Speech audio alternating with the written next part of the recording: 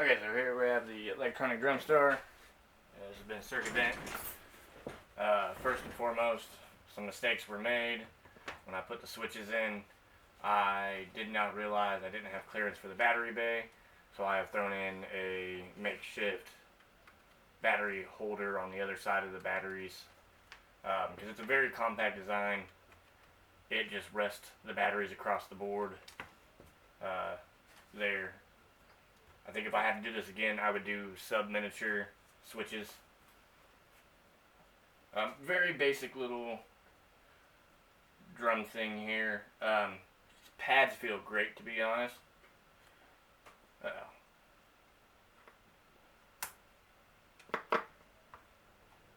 I've also got to go in and rewire my jack here.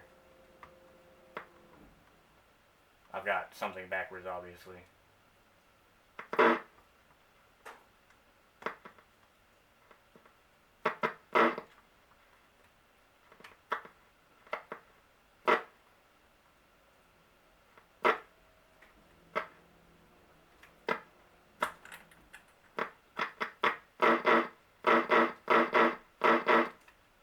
So we have your cymbal, high bongo, bass drum, snare drum. And they all kind of sound 4-bit a little bit. Definitely less than 8-bit. And then you'll notice they re-trigger if you hold the pad. But you can get some interesting things out of it, like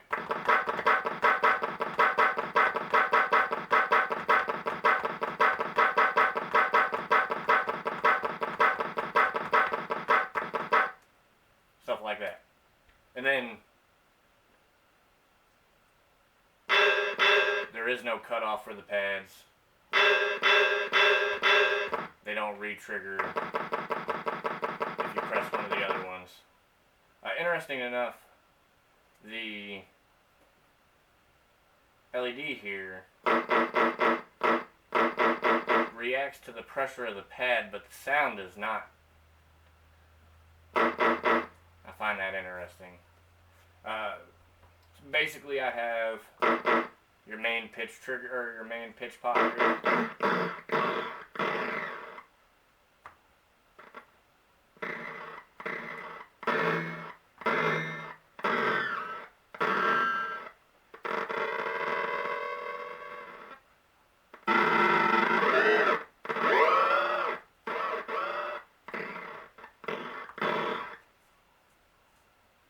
And then I have hold switches.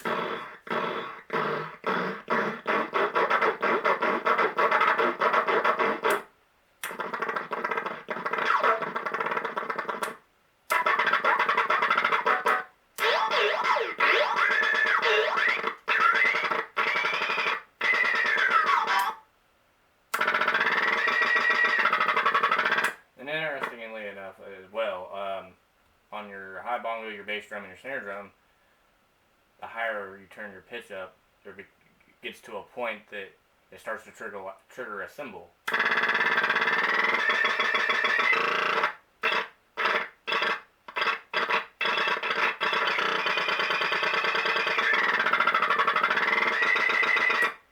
Or like a cymbal additive added into it.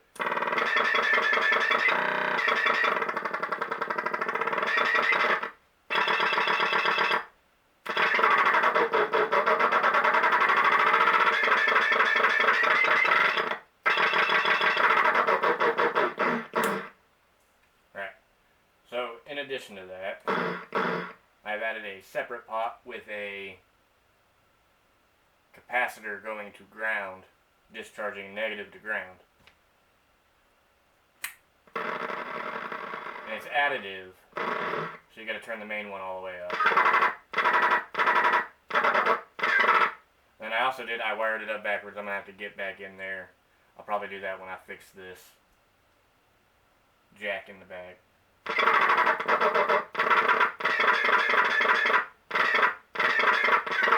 So you'll notice because the capacitor is discharging, it's got a kind of, it starts higher pitched and then drops down.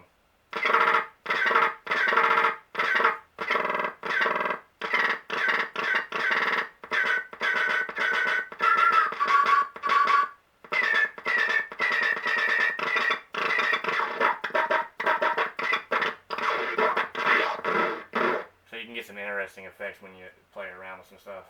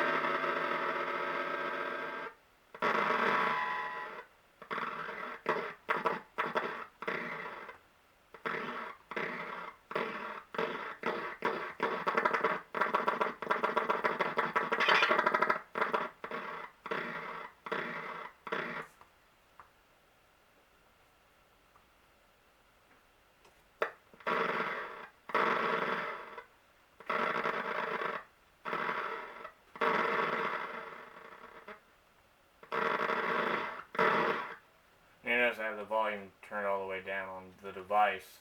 I've got it running through the Casio VA10, and the amp is pretty good on that, so if I turn it all the way up, I'm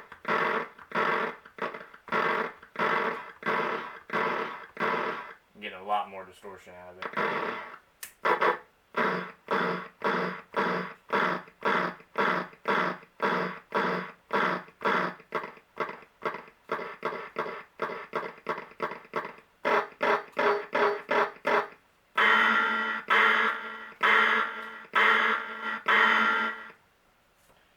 That's about all I've done with it. It's all I found in it. There wasn't much of anything as far as bend wise. It's a very simple circuit. It's a little black blob. There are 4 empty spots on the board for the black blob that weren't connected to anything, but everything I tried hooking it up and making connections everywhere didn't really do much. So pretty basic. If I ever got another one, or maybe in the future if I try to expand this one, I may rehouse it. Settle down. I may rehouse it and put it into a bigger case, or maybe see if I can't find somebody that can print me a case for it, and maybe add a little trigger sequencer that can trigger a short burst of each of these pads. Because that's how I did the hold. It's just a common for all of them, and then one spot on that black blob. One of the traces there each go to each of the pads. So I think a trigger sequence would be pretty cool. Other than that, it's a neat little thing. I added standoffs, motherboard standoffs, for the screws to give me some space. Another thing that does kind of makes it quiet. That speaker in there, when it's pressed against the plastic here, it resonates a little bit, and so maybe I'll, next time I take it apart, find a way to glue down the speaker to the grill itself, because I did allow myself some room here. Because there isn't much room in here, I had to sand down file down some plastic there to give myself some room. Kind of a pain to do, just because there's not a whole lot of room. If I had to do it again, I'd probably also go for some smaller potentiometers, and then, like I said, sub-miniature switches. If I was to keep it all in one, try to keep it all in one box and close it back up.